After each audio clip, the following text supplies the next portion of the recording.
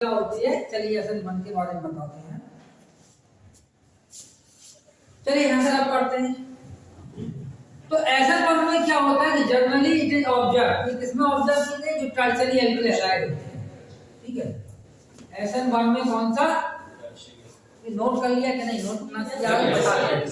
हम पिछला वाला जो पहले लिखते हैं वो हम नहीं रख पाते, बाद पहले वही रख करेंगे जो पहले लिख लिया है, इससे आपको टाइम मिल जाए।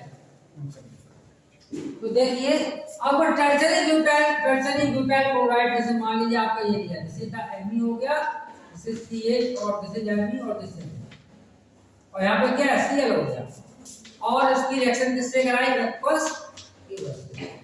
तो जब एक्वस केवस से कराएंगे that we are getting two types of product बनेंगे। देखो कैसे बनेंगे, एक तो आपका ये मिथाइल अल्कोहल बन गया और ये आपका Me हो गया, दूसरा कैसा बनेगा, और इसकी पोजीशन बता देते हैं।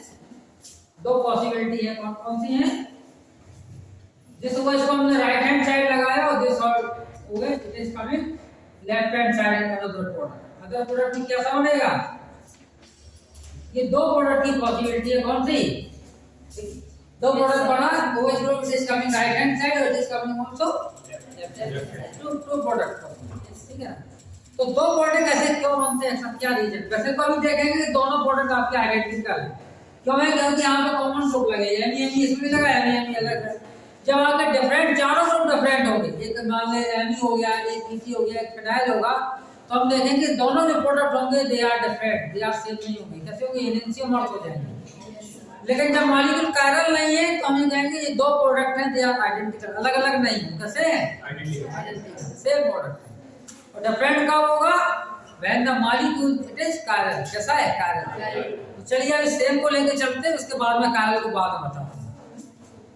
तो चलिए स्टार्टिंग हमने कहां से किया, मान लीजिए देखिए एक्वस केवच लिया था, एक्वस केवच में आपका डायरेक्टली चार्ज ऑक्सीजन है OH के, तो it is coming from the front side. अब फ्रंट साइड से आया तो नहीं आ पाएगा क्योंकि ड्यू टू रिपल्शन। ठीक है ना, रिपल्शन किसके बीच में, loan pair of this chlorine atom and negatively charge oxygen OH। ठीक है, रिपल्शन हो जाएगा। सेम चार्ज में क्या होता है, repulsion between the negative charge of OH group and lone pair of electron of chlorine. तब क्या क्या है कि ये अप्रोच करेगा हमेशा बैक साइड से आने करेगा ना, तो बैक साइड से आने की जब अप्रोच करता तो बैक साइड से भी हम कैसा बनाएंगे इसको, हमने बैक साइड से इसको ऐसा बनाया, देखिए आपको मिथाइल, ठीक मिथाइल है, मिथाइल का एक्चुअली स्टीरियो केमिकल स्ट्रक्चर कैसा बनेगा, ऐसा बनेगा, देखिए हाइड्रोजन थ्री हाइड्रोजन बनेगा ना, और this is the three hydrogen atom और दिस हाइड्रोजन एटम, और कैसा बनेगा,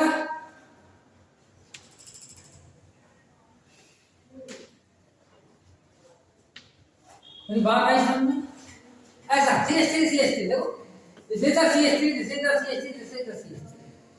ठीक है, अब मान लीजिए आपका it is coming from the back side, कहां जाना है इसको, यहां पे जाना है, इस पास अनेबल नहीं जा पाएगा, क्यों आ जाएगा, ये नाइट्रोजन बीच में क्या होगा, देयर विल बी स्टीरिक खंड, स्टीरिक खंड।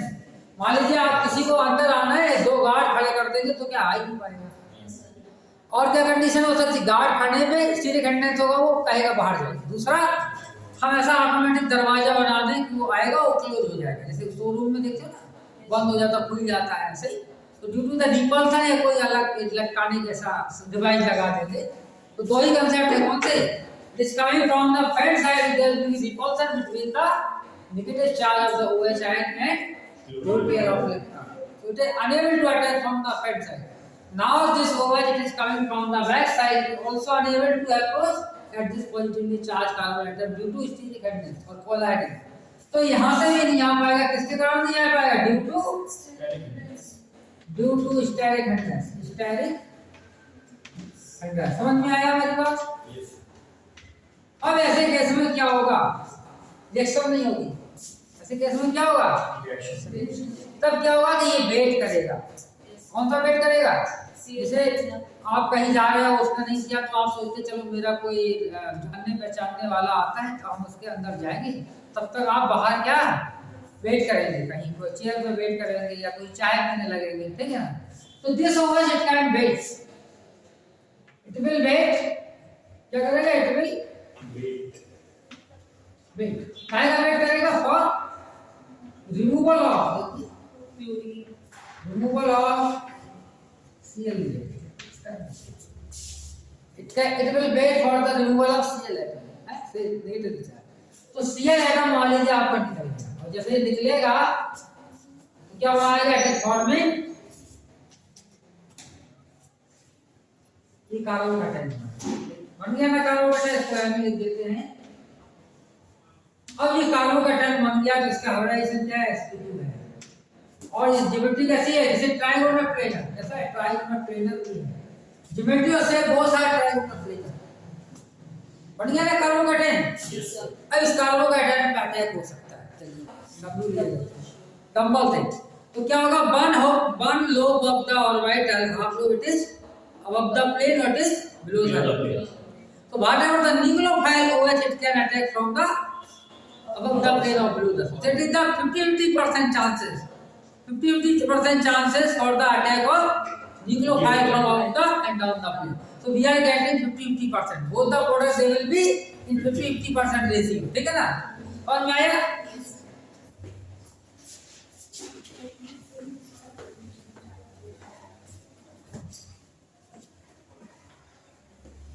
पैटर्न पे कौन सा अटैक किया? OH ने। तो OH जैसे अटैक करेगा, देखिए this is the OH group.